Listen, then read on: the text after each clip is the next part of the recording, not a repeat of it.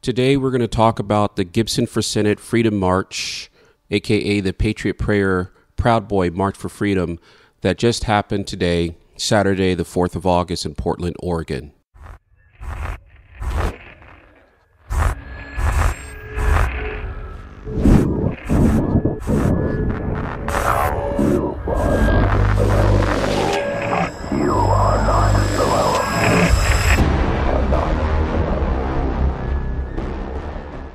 This video is going to include a bunch of videos that I scraped together from different sites. I really wanted to get down to Portland, Oregon to take a look at what was happening myself, but I, for various reasons, 20 plus hours on the road to attend a 2-hour event didn't seem like it was going to work. But what I was able to do was I was able to sit here and monitor what was happening on social media. So I scraped a lot of social media images, Twitter that might be behoove people to take a look at, and also video. So one of the things I was just kind of amazed at is that people kept saying that the Proud Boys who are not alt-right means white nationalists, they're not white nationalists, that the Patriot Prayer are not white nationalists, they're not alt-right, and they're not Nazis, were the ones coming with a lot of violence. Yet if you sit here and look at many of the Twitter feeds I have, you see that the violence and the vitriol and the threats all over Twitter were astounding. Calling people degenerate, saying right here, I mean, these guys advocating to avenge one of the women who were the one woman who was killed in Charlottesville, making fun and attacking people based upon their race. It got really bad. I sat here and screen captured a lot of this so that you could see it yourself, and people couldn't say that it didn't happen. I do think that it's quite interesting that at the end you see someone mark up, you know how they always whined about people putting bullseyes on people, yet across Twitter they marked the zone or the area of the park where Patriot Prayer, the Proud Boys, and Joey were going to show up, and as a kill zone. I thought that was just special. The threats of violence across Twitter and across were quite amazing. I think someone should go find and send this over to Joe Shapiro. One of the people in the alt-right dressed up as a fake rabbi and then walked around and asked questions, ridiculous questions to people who were on the right. And this is his picture. And then they call Ben Shapiro little faggot. So, but yet these guys who are threatening all this violence, these guys who are attacking people based upon their race, these guys say that the other people are Nazis and fascists. Love is hate, peace is war. Of course, I'm always amazed to see that, that there's massive amounts of socialists who are here in participating in these. The Democratic Socialists of America had a very large presence there, and stunningly, even there was I think I found a video that showed actual Soviet, what they call the Soviet bloc, coming. These guys all had matching helmets, literally hammer and sickle flags. And they all were marching to the front of the black bloc and the protesters. So to say that this is not a group of communists is wrong. So here, let's take a look at that video.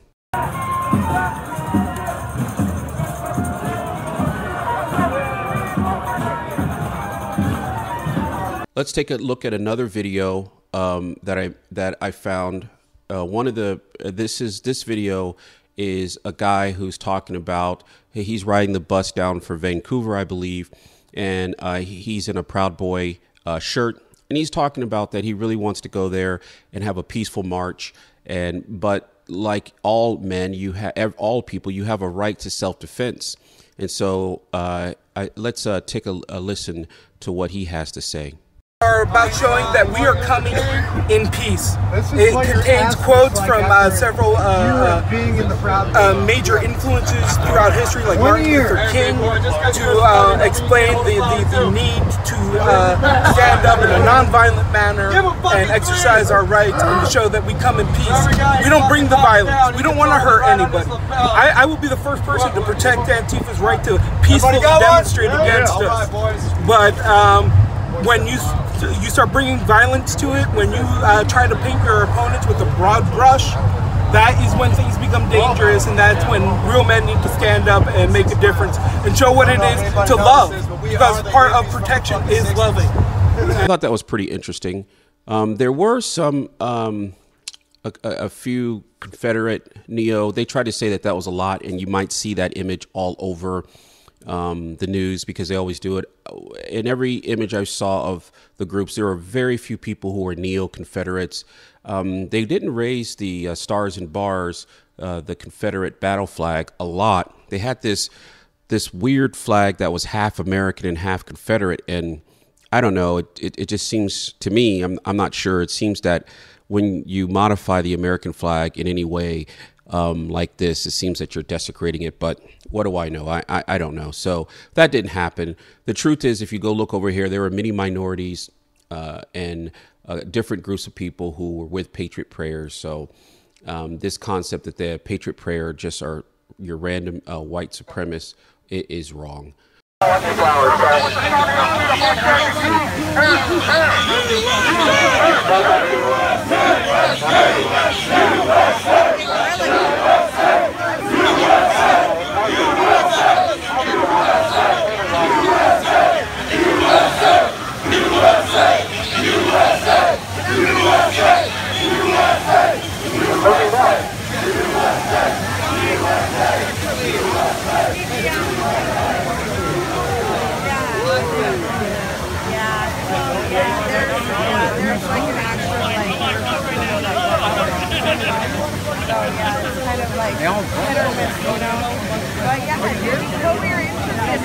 There were the normal chants of USA from the Patriot Prayer and Proud Boys camp, which I thought was pretty interesting.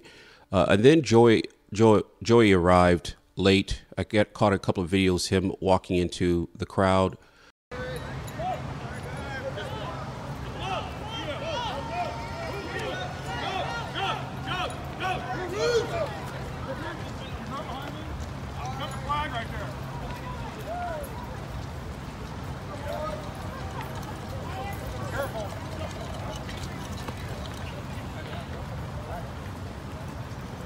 Thank you.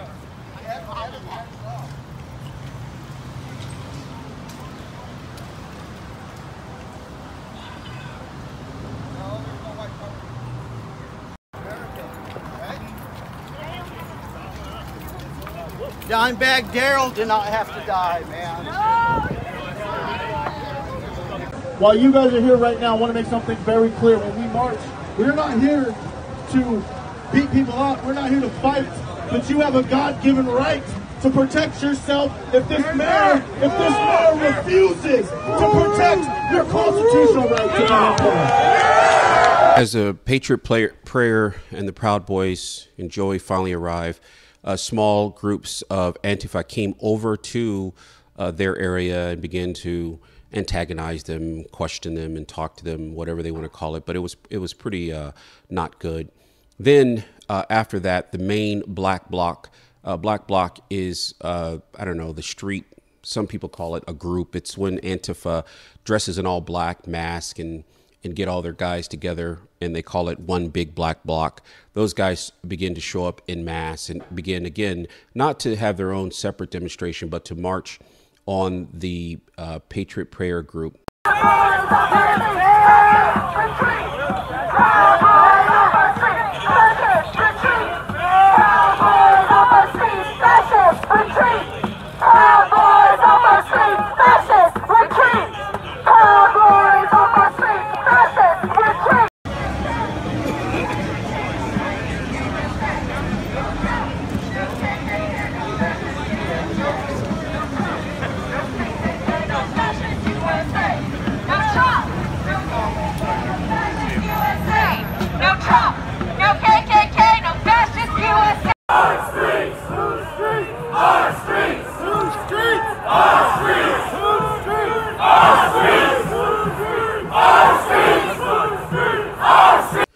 I found this video that should go down for all time. This is Giant Tiny and a group of the Patriot Prayers dancing. Hey, that's a good line if you can get it. I think that's pretty interesting.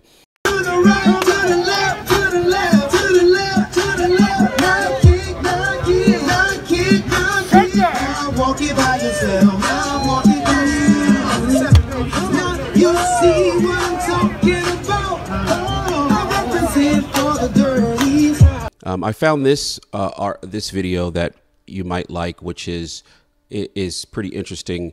It is all cops are bastards, and that trans rights are union rights, and there's a lot of anti-police chants from the Antifa groups. But let's take a listen to what they said here.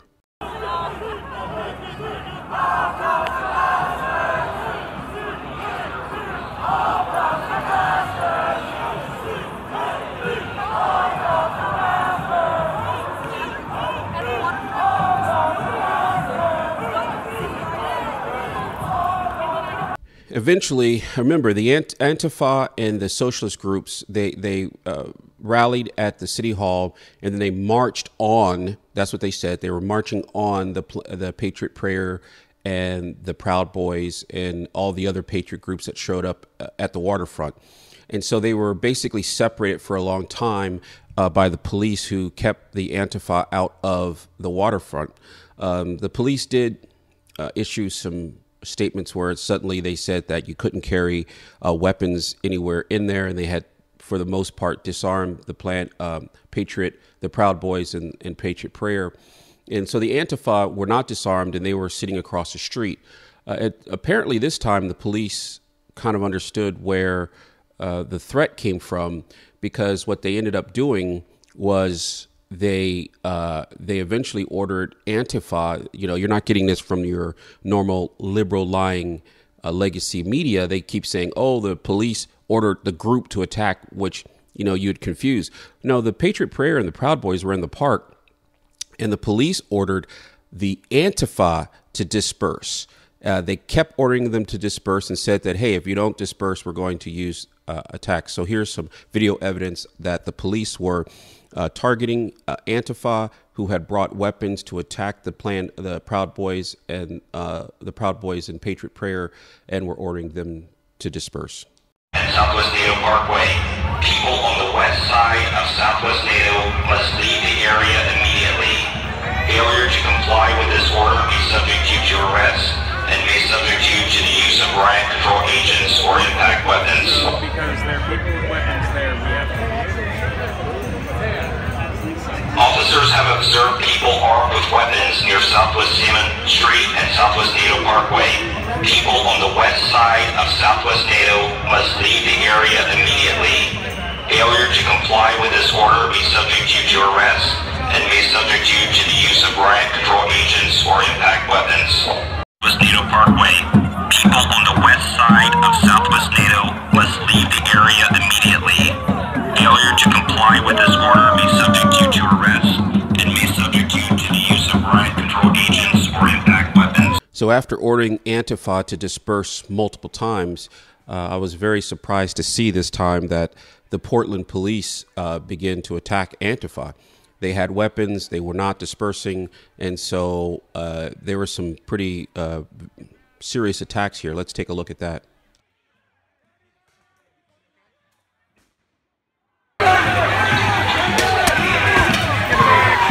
Get back, get back, get back.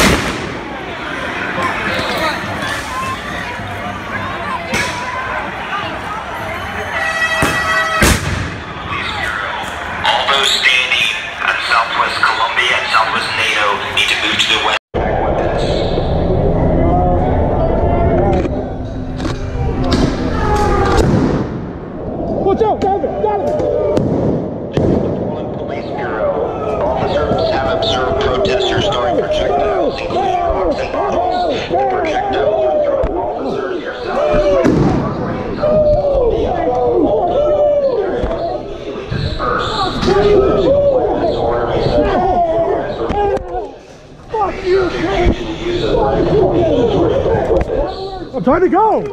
I'm trying to go. Let me scoot by. Keep going, man. Keep blocking me. What's your name? What's your name, sir? Yeah, what's your name? What's your name? Bad, what's your name? What's your name? There were some minor scuffles between this that I could find online. A guy was fighting because an Antifa came up and wanted to desecrate the American flag. While he was fighting over the flag, and another Antifa came up and started hitting him in the back and then swung and cracked his skull open. Let's take a look at that. Let go of the flag! This is where they fly!